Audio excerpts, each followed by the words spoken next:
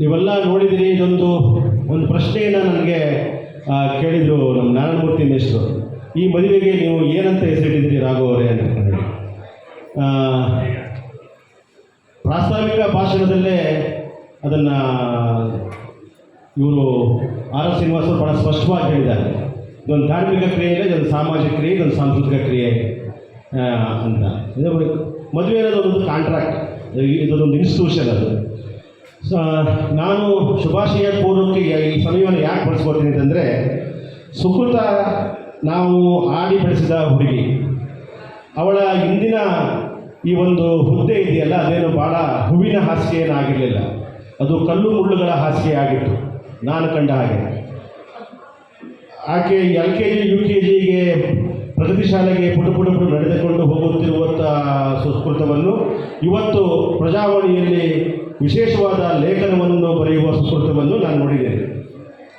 ಹಾಗೆ ಜಯಸಿಂಹ ಅವರನ್ನು ಬೇರೆ ಬೇರೆ ಚಳುವಳಿಯ ಕಾಲದಲ್ಲಿ ಓಡಾಡಿದಾಗೆಲ್ಲ ಜಯಸಿಂಹ ಅವರು ವರದಿ ಮಾಡೋಕ್ಕೆ ಬಂದಿದ್ದನ್ನು ಕೂಡ ನಾನು ಗಮನಿಸಿದ್ದೇನೆ. ಸ್ನೇಹಿತರೆ, ಆರ್ ಆರ್ ಶ್ರೀನಿವಾಸ್ ಮತ್ತು ಪದ್ಮಾ ಆಂಟಿ ಇಬ್ಬರ ಮಗಳಾಗಿ ಏನು ಸುಕೃತ ಜನಿಸ್ತಾಳೆ, ಆ ಕಾಲದಲ್ಲಿ ಒಂದು ಬಹಳ ವಾಟ್ಸಾಪ್ ಫೇಸ್ಬುಕ್ ಇಲ್ಲದಂಥ ಕಾಲ, ಪತ್ರಿಕೆಯೇ ಪ್ರಧಾನವಾಗಿ ಇರುವಂಥ ಕಾಲ. ಆರ್ ಆರ್ ಶ್ರೀನಿವಾಸರವರು ಈ ಸಾಗರದಂಥ ಊರಿನ ಸಾಮಾಜಿಕ ಬದಲಾವಣೆಯಲ್ಲಿ ಬಹುಮುಖ್ಯ ಪಾತ್ರವನ್ನು ವಹಿಸಬೇಕು ಅಂತ ಸ್ಪಷ್ಟವಾದಂಥ ನಿರ್ಧಾರವನ್ನು ತಗೊಂಡು ಅವರು ತಮ್ಮದೇ ಆದಂಥ ಒಂದು ತಂಡವನ್ನು ಕಟ್ತಾರೆ. ಆ ತಂಡದಲ್ಲಿ ನಾನು ಒಬ್ಬ ಕೂಡ, ಇನ್ನೂ ಹಲವಾರು ಜನ ಇಲ್ಲಿ ನಮ್ಮ ಮುಂದೆ ಇದ್ದಾರೆ. ಪ್ರತಿ ವಾರ ಪತ್ರಿಕೆಯಲ್ಲಿ ಬರುವಂಥ ರಾಜಕೀಯ ವಿಶ್ಲೇಷಣೆಗಳು, ಅಧಿಕಾರಿಗಳ ಭ್ರಷ್ಟಾಚಾರ, ಸಮಾಜದಲ್ಲಿ ತಾವು ದೊಡ್ಡವರು, ಧಾರ್ಮಿಕವಾಗಿ ತಾವು ದೊಡ್ಡವರು ಎಂದುಕೊಂಡು ಮಾಡುತ್ತಿರುವ ಅನಾಚಾರಗಳು, ಇವೆಲ್ಲವೂ ಕೂಡ ಪತ್ರಿಕೆಯಲ್ಲಿ ಅನಾವರಣಗೊಳ್ತಾ ಇತ್ತು. ಅತ್ತ ಪದ್ಮಾ ಆಂಟಿ ಅವರು ಸರ್ಕಾರಿ ಉದ್ಯೋಗದಲ್ಲಿದ್ದವರು. ಇತ್ತ ಆರ್ ಆರ್ ಶ್ರೀನಿವಾಸ್ ಮೇಲೆ ದಿನದಿಂದ ದಿನ ಡೆಫರ್ಮೇಷನ್ ಕೇಸ್ಗಳು, ಬೇರೆ ಬೇರೆ ಥ್ರೆಟ್ಗಳು ಬರ್ತಾ ಇತ್ತು.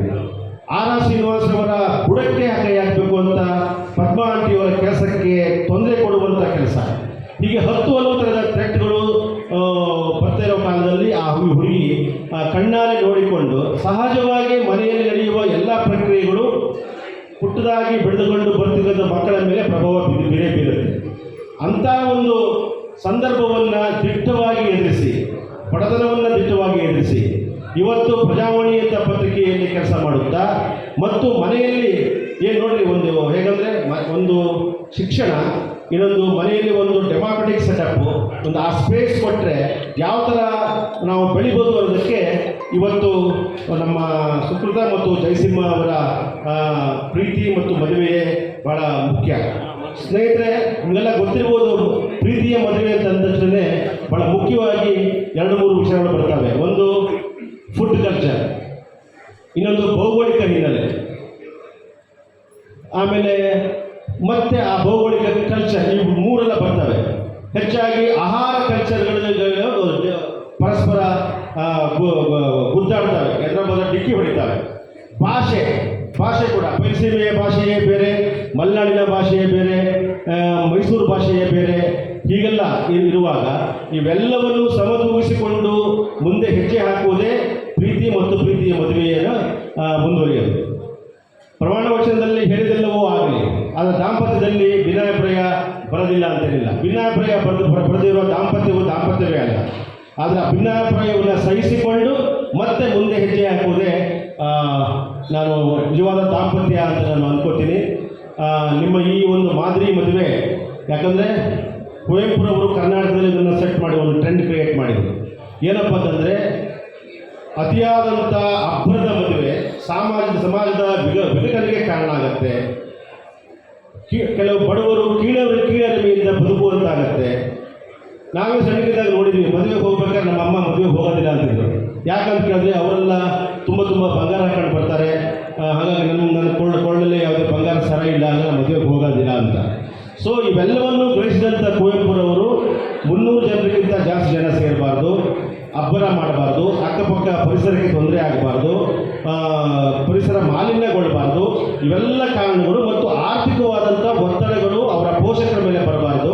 ಆರ್ಥಿಕ ಒತ್ತಡ ಬರದೇ ಇದ್ದರೆ ಪೋಷಕರು ಒದ್ದಾಡೋದಿಲ್ಲ. ಮತ್ತು ನಂತರ ಏನು ಆ ಹೆಚ್ಚು ಹಣವನ್ನು ಬಳಸ್ತೀರಿ ತಮ್ಮ ಮಕ್ಕಳ ಭವಿಷ್ಯಕ್ಕೆ ಅದನ್ನು ಬಳಸಿ ಅನ್ನೋ ಒಂದು ವಿಶಾಲವಾದಂಥ ಉದ್ದೇಶದಿಂದ ಕುವೆಂಪುರವರು ಇದನ್ನು ಮಾಡಿದರು. ಅದನ್ನು ಒಂದಿಷ್ಟು ವರ್ತಮಾನಕ್ಕೆ ಮಾಗಿಸಿ ಆರ್ ಆರ್ ಶ್ರೀನಿವಾಸ್ ಅವರು ಈ ಪ್ರಮಾಣ ವಚನ ಮದುವೆಯನ್ನು ಕ್ರಿಯೇಟ್ ಮಾಡಿದ್ದಾರೆ. ಕಾಗೋಡು ತಿಮ್ಮಪ್ಪನವರು ಹಿರಿಯರಾದಂಥ ಸಮಾಜವಾದಿ ಹೋರಾಟಗಾರರು, ಮಾಜಿ ಸ್ಪೀಕರ್ ಆದ ಕಾಗೋಡು ತಿಮ್ಮಪ್ಪನವರು ಆಗಮಿಸಿದ್ದಾರೆ. ಅವರಿಗೆ ಸ್ವಾಗತವನ್ನು ಕೊಡ್ತಿದ್ದೇನೆ. ಅವರೊಂದಿಗೆ ಅವರ ಸಹಾಯಕ ಕೊಟ್ರೇಶ್ ಅವರು ಕೂಡ ಆಗಮಿಸಿದ್ದಾರೆ. ಅವರಿಗೂ ಕೂಡ ಸ್ವಾಗತವನ್ನು ತಿಳಿಸಿದ್ದೇನೆ. ಇದರ ಮೂಲಕ ನನ್ನ ಮಾತನ್ನು ಮುಗಿಸ್ತೇನೆ. ನಮಸ್ಕಾರ. ಧನ್ಯವಾದಗಳು ರಾಘವೇಂದ್ರ ಅವರಿಗೆ. ಈಗ